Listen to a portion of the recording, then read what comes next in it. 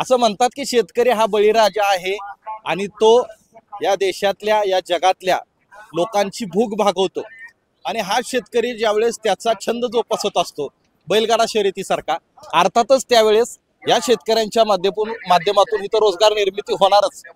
इथे एक हॉटेल चालवतात, हॉटेल त्रिलोकी नावाचं।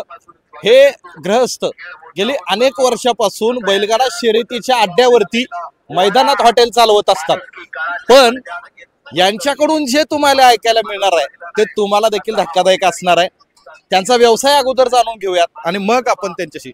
नमस्कार दादा, आपलं नाव काय आणि आपण कुठून येता, किती वर्षापासून या अड्ड्यामध्ये तुम्ही तुमचं हॉटेल चालवता? साधारणतः माझे नाव आहे नामदेव तुकाराम पिशे, राहणार कोपर्डे, तालुका खंडाळा, जिल्हा सातारा।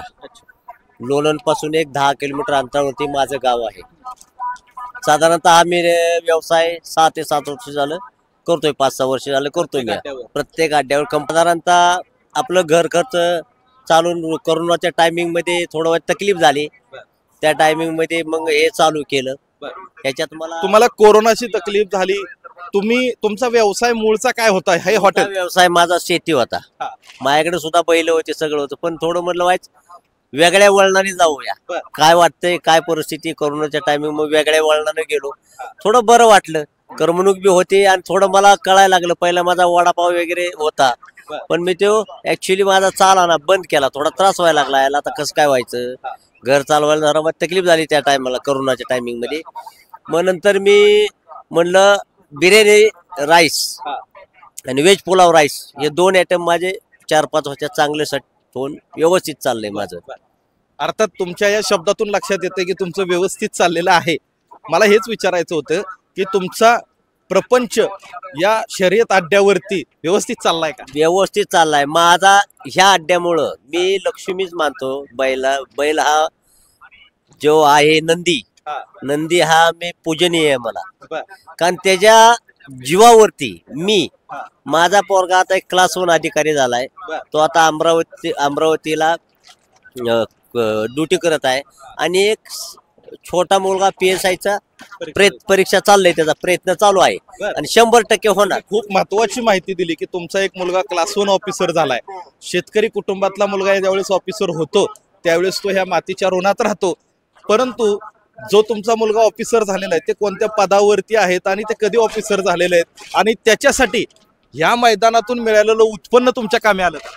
अगदी बरोबर बोललात।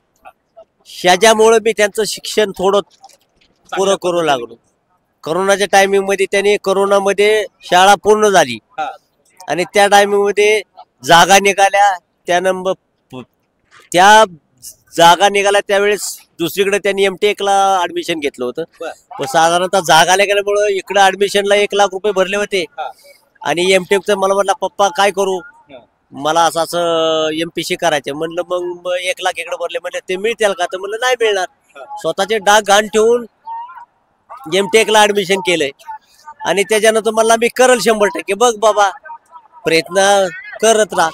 त्यांनी प्रयत्न हा 4 महिन्याचा केला आणि तो आता महाराष्ट्रात NT मधून महाराष्ट्रात पहिला आला, दुसरा आला आणि त्यानंतर पहिल्याच ह्याच्यात तो सिलेक्ट झाला, तोंडी परीक्षेला सिलेक्ट झाला, सगळ्याच ह्याच्यात ऑलराऊंडर तो झाला। अरे हे तुम्ही खूप मोठी माहिती सांगितली। तुमची मुलं क्लास 1 ऑफिसर होत आहेत, तुमचं हे कष्ट, अड्ड्यावरचं कष्ट, नंदीचा आशीर्वाद तुमच्या फळाला आलाय, पण आता पोरं ऑफिसर झाल्यावर थांबा म्हणत नाहीत का?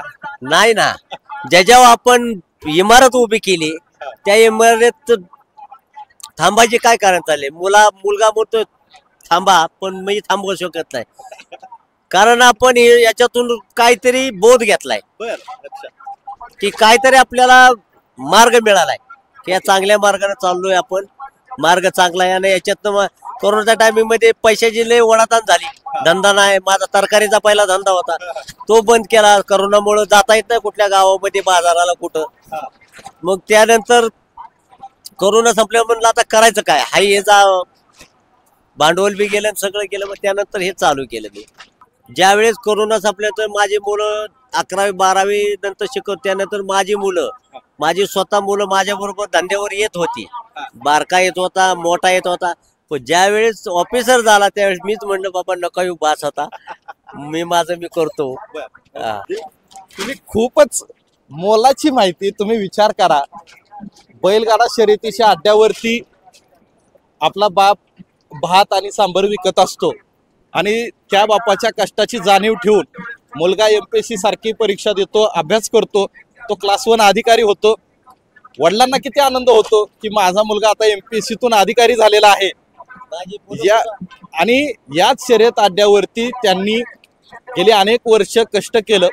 शेतकऱ्यांच्या या खेळाच्या माध्यमातून त्यांचं कुटुंब चाललं, मुलं शिकली, मोठी झाली. आणि म्हणूनच मी म्हणतो की शेतकऱ्यांचा हा खेळ बैलगाडा शर्यत ही फक्त शर्यत किंवा खेळ नाही, तर ही एक इंडस्ट्री आहे जी अशी लोक घडवती आणि यांची पुढची पिढी देखील घडवत आहे.